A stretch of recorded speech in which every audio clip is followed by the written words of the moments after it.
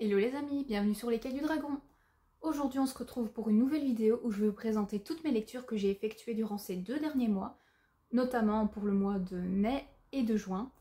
La vidéo update lecture pour le mois de juillet suivra peut-être un peu plus tard, mais j'avais pas envie quand même de réunir carrément 3 mois de lecture en une vidéo, ça aurait fait un peu beaucoup. En tout cas, je suis vraiment très contente de vous retrouver. Comme vous le voyez, j'essaie de refaire un peu des vidéos un peu plus régulièrement. Mais en tout cas, je suis vraiment très contente de vous retrouver et surtout un énorme merci pour tout le soutien que vous m'avez donné pour la vidéo précédente. Je ne m'attendais pas à ça, je vous avoue, je ne m'attendais pas à autant d'engouement, autant de soutien. Sincèrement, vous êtes vraiment une communauté en or, donc vraiment cœur sur vous.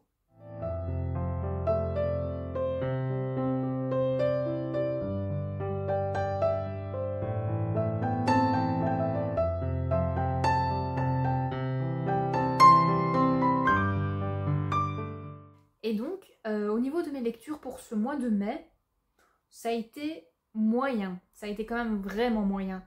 Pour vous dire, il y a eu un service de presse en format e-book que je vous présente normalement juste après. Et il y a eu un roman et 3 mangas. Ça fait en tout 5 lectures. Ce n'est pas beaucoup selon mes critères. Voilà, selon mon propre rythme de lecture, ce n'est pas beaucoup. D'habitude, je suis à presque une dizaine de lectures différentes. Mais voilà, il y a parfois des mois comme ça où malheureusement vous lisez un peu plus, un peu moins, ça dépend, ça s'est fait comme ça. Mais en tout cas, au niveau des lectures que j'ai fait pour ce mois de mai ici, ça a été quand même de très bonnes lectures, je n'ai pas eu de soucis en comparaison du mois d'après. Mais ça, je vous le montrerai juste après dans la vidéo. Comme à chaque fois, on va d'abord commencer avec les mangas, et donc pour ce mois de mai, j'en ai lu 3.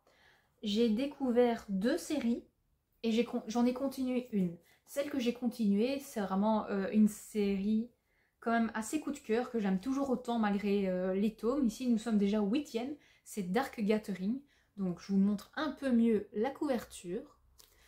Et comme je vous l'ai déjà dit, c'est une histoire qui est un peu horrifique. Mais sincèrement, moi j'aime vraiment beaucoup.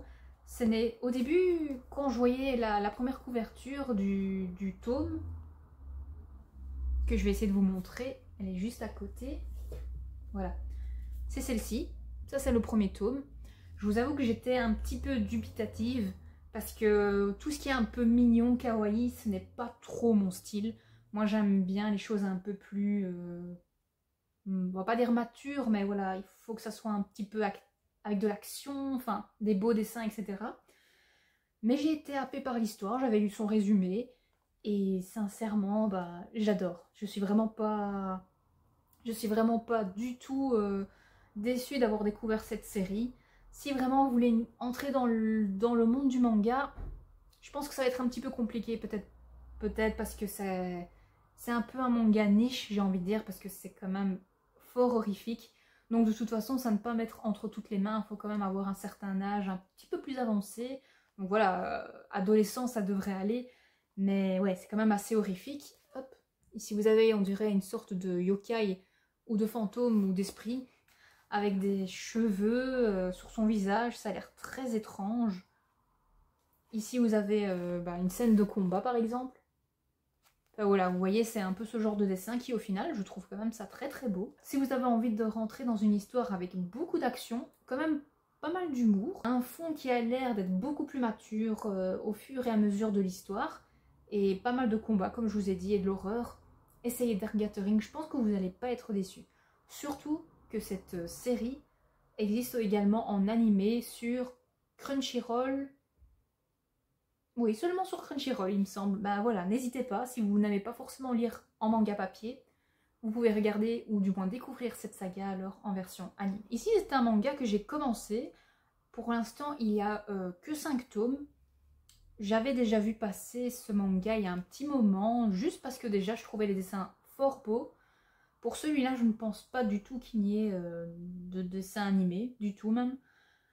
Mais je ne sais pas, je vous avoue, si ça va continuer ou pas cette série, parce que j'ai vraiment aucune nouvelle d'un prochain tome. C'est donc Miyabichi no Omnyoji, l'exorciste hérétique. Je vous en ai déjà parlé dans la précédente vidéo, donc c'est dans un Japon féodal, où vous avez l'être humain qui essaye de se protéger des yokai. Et vous avez ici notre héros qui est quand même bien placé dans la hiérarchie, ou du moins en tout cas il est plus ou moins bien vu par rapport à l'empereur, mais pas de ses conseillers. Et c'est un exorciste un peu en couleur, un peu particulier. Et en fait, il va avoir comme mission de retrouver certains objets perdus de l'empereur qui ont été volés par les yokai. Voilà. Je peux pas vraiment vous en dire plus. J'ai lu les 2 premiers tomes. Il me reste encore 3 autres à découvrir. Donc voilà. Ce sont des très beaux dessins. Donc des très beaux dessins, je trouve. Il y a beaucoup d'aventures, beaucoup de combats. Pour l'instant, je ne sais pas trop encore vers quoi ça va, mais déjà rien qu'au niveau des dessins, et quand même de l'histoire, bien sûr, je suis quand même assez conquise. Donc à voir. Ici, le manga que je vous présente, c'est de nouveau un début de série. Pour l'instant, je l'aime bien. Il n'y a qu'un seul tome de sortie, c'est L'épouse d'Année et le chasseur de démons. Pour ceux qui connaissent un peu le monde du manga, effectivement, ça ressemble assez fort au niveau de la couverture et même un petit peu de l'histoire à Happy Marriage. Je vais essayer de vous montrer le tome ici. Attendez. Ça a l'air d'être quand même un petit peu dans le même style de dessin. Voilà, ça c'est l'autre manga que je vous disais juste avant. Vous voyez, ça a l'air quand même d'être un peu dans la même vibe. Bah effectivement, au niveau de l'histoire, ça se ressemble quand même beaucoup. Vous avez ici notre héroïne de l'histoire qui est en fait un peu, on va dire, la souillon de sa famille. Elle est devenue de moins que rien quand un jour elle a malheureusement découvert un yokai qui l'a maudite. Donc depuis ce jour, malheureusement, elle a sur sa tête ou sur son visage un masque de singe. Et voilà, depuis ce jour, en fait, elle est vraiment reléguée à moins que rien dans sa famille, alors que normalement, elle était l'héritière. Et un beau jour, vous avez cet homme qui est un chasseur de démons. Il va la rencontrer dans cette famille et il va la prendre sous son aile et en faire en fait son épouse. On va savoir par la suite que ce chasseur de démons, c'est pas n'importe qui, il est très haut placé dans la hiérarchie. On va un peu suivre cette histoire. Pour l'instant, vu que ce n'est qu'un premier tome, c'est très introductif. Donc pour l'instant, je ne sais pas encore vers quoi ça va aller. Mais jusqu'à présent, je suis quand même assez conquise, les dessins sont très beaux également. Ici, je vais vous présenter maintenant un roman que j'ai lu. Je vous avoue que je ne sais pas encore si je vais lire la suite. C'est le premier tome d'une quadrilogie. C'est Le Manoir de Castlecats. C'est L'automne des aspirants de Alain T. Puységur. J'ai eu en plus une très chouette dédicace au nom de Happy. J'ai également eu le marque-page du tome 2 et bien sûr celui du tome ici. Pourquoi est-ce que je vous dis que je ne sais pas si je vais les continuer? C'est parce qu'en fait je ne sais pas si je vais les continuer sous ce format-là, parce qu'il me semble avoir vu sur les réseaux qu'il allait peut-être avoir le format poche, mais en tout cas je sais qu'ils sont également disponibles en e-book. Vu que ma lecture n'a pas été transcendante, je ne sais pas encore, c'est encore un peu en suspens si je vais le continuer ou pas. Pour vous la faire très courte, c'est un Poudlard avec des chats. C'est vraiment très court, mais ça résume tellement bien l'histoire en fait. Au niveau du résumé, ça dit « Une nouvelle année de cours débute au manoir de Castlecats. Kovan rêve depuis toujours d'y entrer et de devenir aspirant. Mais pour lui, qui maîtrise si mal l'indispensable magoculture, triompher des épreuves d'admission n'est pas une tâche facile, et il y a pourtant pire. Une menace plane sur Castlecats cet automne. Les incidents magiques se multiplient. Certains félins rapportent même avoir aperçu une horrible créature rôder dans les couloirs. Heureusement, le jeune chat peut compter sur Bruine, son amie gourmande et malicieuse, ainsi que sur Lexios et Serenia, toujours prêts à lui filer un coup de patte. » Donc oui, c'est vraiment une histoire avec des chats qui sont un petit peu humanisés, enfin ils savent faire beaucoup de choses. Pas forcément, on va dire, allez, comme nous, marcher sur les 4 pattes ou utiliser des couverts, hein. Ils font les choses comme les humains, mais à leur manière. Donc c'est ça que j'ai quand même trouvé ça très intéressant.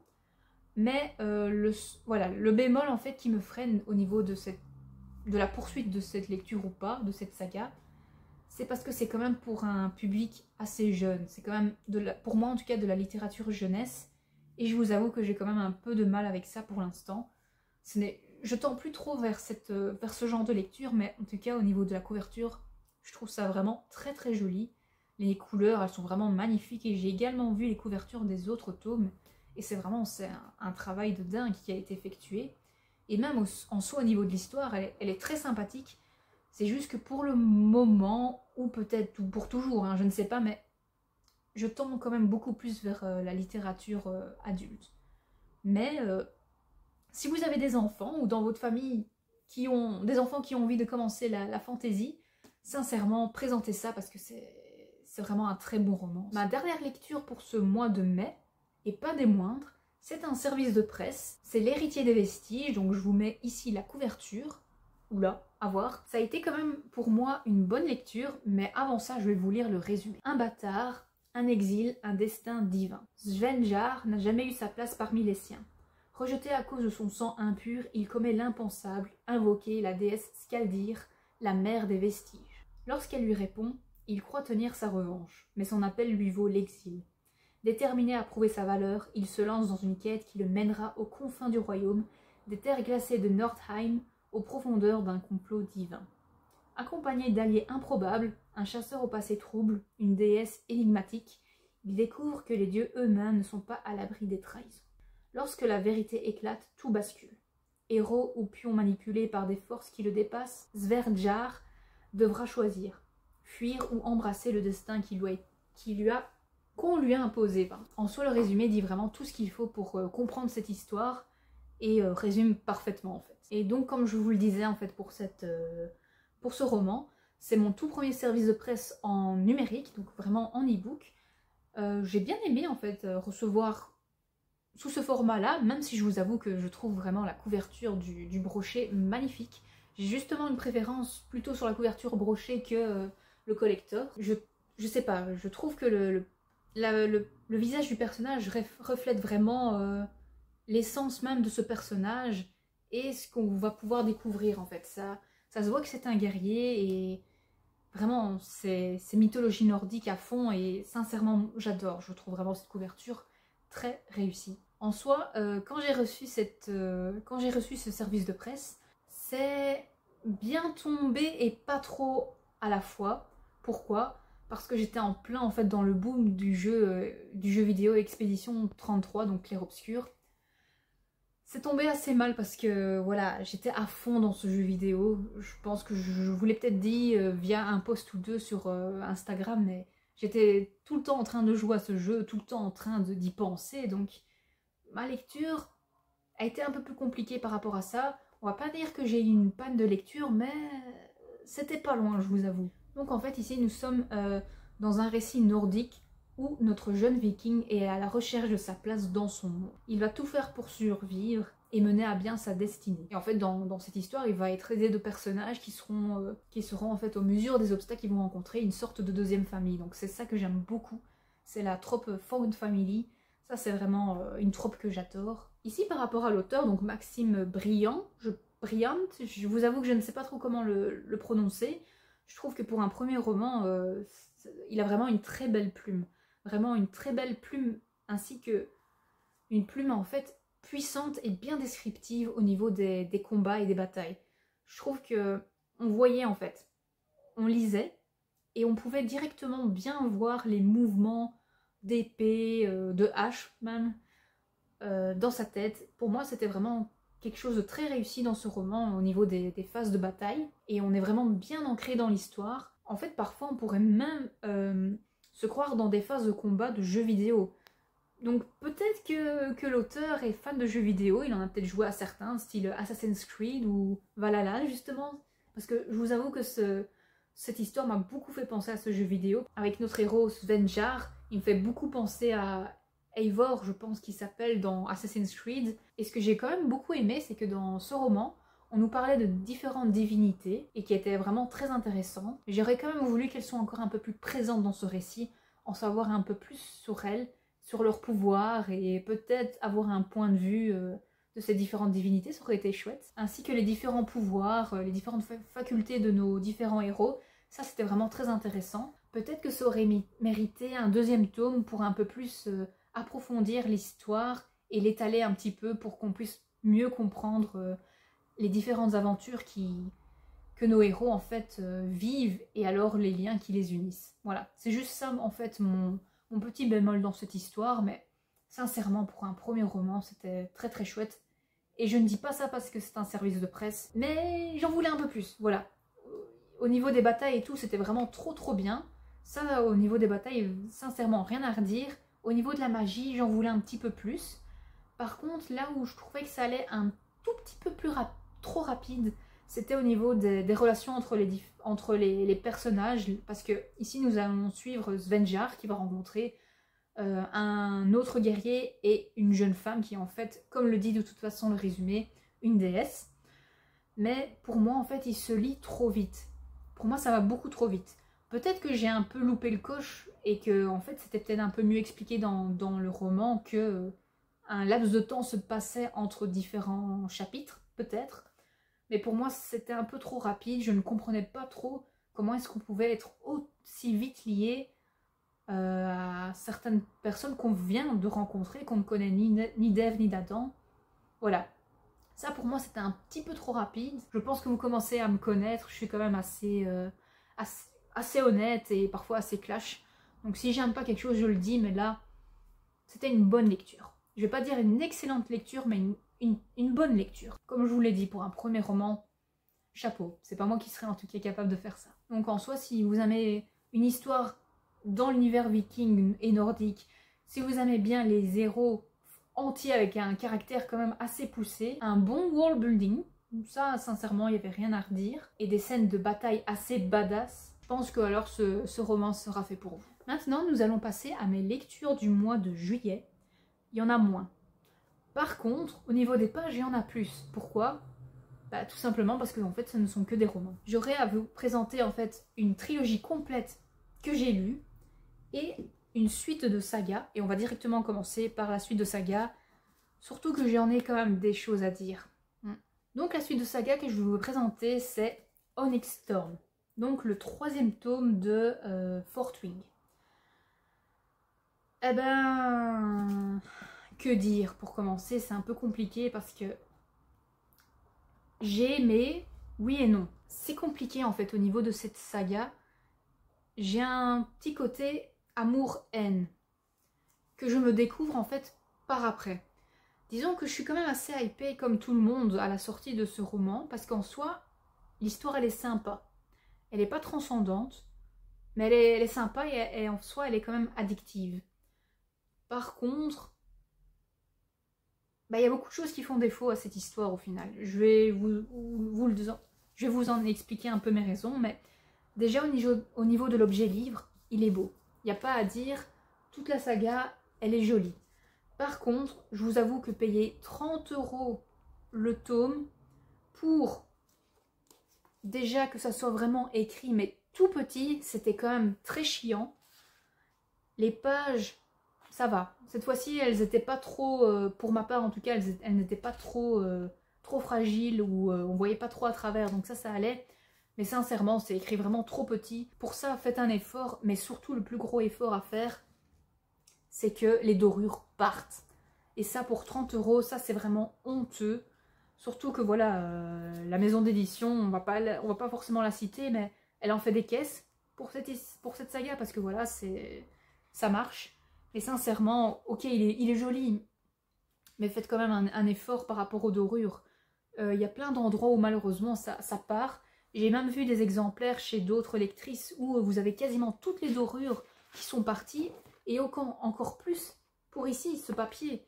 Ça, c'est quand même dingue. Ça, je vous avoue que par rapport à ça, je suis vraiment très déçue d'avoir payé autant pour que les dorures s'en aillent, quoi. Ici, vous n'allez peut-être pas bien le voir, hein. Non, je pense que vous n'allez pas bien le voir, mais voilà. Ça part. J'ai dû faire vraiment attention de le poser sur une couverture et ne pas trop y chipoter à l'arrière. Parce que sinon, j'avais des dorures sur les doigts. Enfin, quand même, quoi. On est en 2025, faites un effort. Je sais pas. Vous avez d'autres maisons d'édition qui nous font payer moins cher le roman, qui sont tout aussi beaux, aussi même pas plus, avec plus de fioritures, etc. Et ben, les dorures ne partent pas, hein. Mais bon, soit.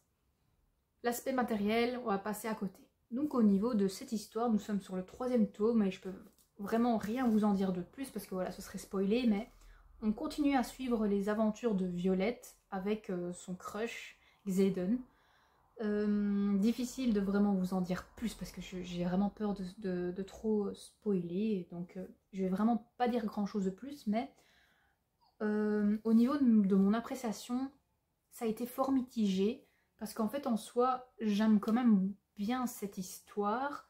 Mais je trouve qu'elle aurait été beaucoup mieux peaufinée autrement. Parce que je trouve que en fait, au niveau de la plume, c'est fort pauvre. Bien sûr, c'est une traduction. Et la traduction, désolée, mais elle est pas terrible. Elle est un peu... en fait, elle est pas terrible.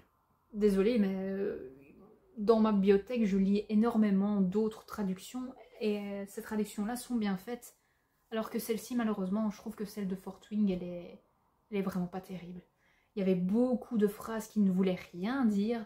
Beaucoup de mots peut-être qui manquaient. Ou parfois j'ai même appris qu'il y avait certaines phrases en fait qui ne voulaient plus rien dire. Pourquoi? Parce qu'elles ont été mal traduites au niveau de qui parlait. Du style en fait la phrase s'adressait plutôt à une femme, mais en fait ça a été transformé comme étant une phrase au pluriel. Quelque chose comme ça. Je vous avoue que voilà, sachant ça, je me suis dit en fait ça a été traduit avec peut-être une IA. Tout simplement. On n'en sait rien, hein, mais c'est pas déconnant de penser ça. Donc voilà, sachant que c'était une traduction quand même assez bâclée, l'histoire en elle-même, en soi, elle est sympa, mais il se passe pas énormément de choses. J'ai bien aimé un certain moment, en fait, avec nos deux héros, on allait à un autre endroit où on allait découvrir, en fait, d'autres peuples. Voilà, je vais rien dire de plus. Bah ça, je trouvais ça quand même assez intéressant, même si c'était peut-être un moment un peu plus calme. Mais voilà, j'aurais voulu peut-être que l'histoire soit un peu plus approfondie à ce moment-là, parce que voilà, il y avait un peu une ouverture sur le monde de ce roman. Bah non, ça a été très vite refermé. On était plus dans des enjeux politiques. Mais voilà, en fait, je vous avoue que depuis le début de la lecture de ce saga, mais donc avec le premier tome, j'aime bien, c'est addictif, mais je comprends pas tout. Tout n'est pas bien expliqué. J'ai l'impression que cet univers veut parfois être un peu trop poussif, alors que rien n'est bien expliqué en fait. Bien sûr, en soi, le gros point positif pour moi dans ce roman, dans cette saga, ce sont les dragons, parce qu'ils ont quand même... Ils sont quand même un peu présents, ils ont de la prestance, en tout cas, ça c'est sûr. Dédicace à notre cher Terne. J'adore ce personnage, ce dragon, il est très très chouette, ainsi qu'un autre dragon que je vais taire, pour ceux qui n'ont pas encore lu le premier tome. Mais voilà, j'en veux toujours plus au niveau des dragons, ça c'est sûr. Je pense que vous commencez à me connaître, mais eux, ils ont quand même une vraie belle personnalité. Et j'aimerais bien qu'on en apprenne un peu plus sur leur société, si vous voulez, leur civilisation. Ce serait chouette. Mais sinon, en soi, au niveau de la romance, parce que ouais... Désolée, mais Fort Wing, pour moi, c'est plus une romantésie qu'une vraie fantaisie. Hein, parce que, voilà, soit... Bah, la romance en soi elle me transcende pas vraiment. On en apprend un peu plus sur Xaden parce qu'il lui est arrivé certaines choses. Mais voilà. C'est difficile. Sincèrement c'est difficile. C'est un troisième tome donc je peux pas vraiment vous en dire plus mais c'est compliqué. Et je sais que très souvent pour cette saga j'ai dit que j'adorais, que voilà cliffhanger de malade à la fin. Ça oui, à chaque fois où vous avez envie de connaître la suite. Mais ici je commence un peu à me détacher de cette saga et de me dire que la hype, elle est trop. Il y a trop de hype en fait. C'est un peu surclassé. Enfin, je sais pas. Je pense que si l'autrice avait peaufiné un peu plus son histoire avant de pouvoir la sortir, ça aurait été un vrai banger. Là, par contre, ça a été un peu fait à la va-vite. J'ai cette impression parce que je pense que si l'autrice avait repris un peu son histoire et avait mieux brodé, ça aurait pu être vraiment une superbe saga, une bonne saga de fantasy, même s'il y avait il y a une très grande place sur les relations amoureuses, mais voilà.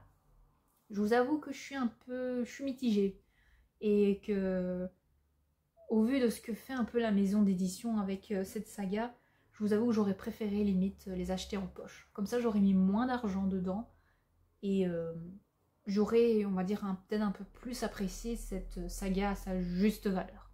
C'est un peu dur de dire ça, mais voilà. Moi, j'avoue que dépenser à chaque fois 30 € pour ça, pour un livre où malheureusement les dorures s'effacent, pour que ça soit écrit vraiment très petit dedans, qu'on doit limite peut-être essayer de voir en e-book s'il y a moyen d'agrandir les caractères. Et au final avoir ce genre de frustration de ne pas tout comprendre au niveau des phrases, je préfère encore payer plutôt 10 € alors. Et voici le petit Happy. En tout cas, le petit chat ici, il a... On va pas dire qu'il a forcément pris du poids, parce que je pense qu'il est bien, mais il pèse quand même lourd, hein, 5 kilos le petit gaillard. Hein. Mais il se porte bien, vous en faites pas. Et donc pour terminer cette vidéo qui dure quand même déjà depuis, en tout cas moi ici au tournage, 30 minutes, je vais vous parler ici d'une trilogie que j'ai lue. Donc c'est la trilogie de Belladonna. Donc vous avez ici le premier tome, Belladonna, que j'avais déjà lu au préalable, donc c'est une relecture. Et ensuite j'ai découvert la suite avec Foxglove et Wisteria. Je vais d'abord commencer par ma relecture de ce premier tome. Je pense l'avoir lu en 2023. Et à la lecture de ce premier tome, ma première lecture, j'avais vraiment adoré, ça a été un coup de cœur. Je pense, oui, j'avais même mis 18/20 sur Livre Addict, je pense. Mais malheureusement, à la relecture de ce premier tome, ma note est descendue. J'ai mis un 16 ou un 15/20, et ce n'est plus un coup de cœur. Déjà à la lecture de ce premier tome, mais surtout au final à la lecture de cette trilogie. Je m'explique après. Donc ici dans cette aventure, nous allons suivre Cigna qui est en fait devenue orpheline quand elle était un bébé parce qu'elle était la seule survivante de sa famille et des amis qui faisaient la fête. Et elle a toujours eu à ses côtés l'ange de la mort.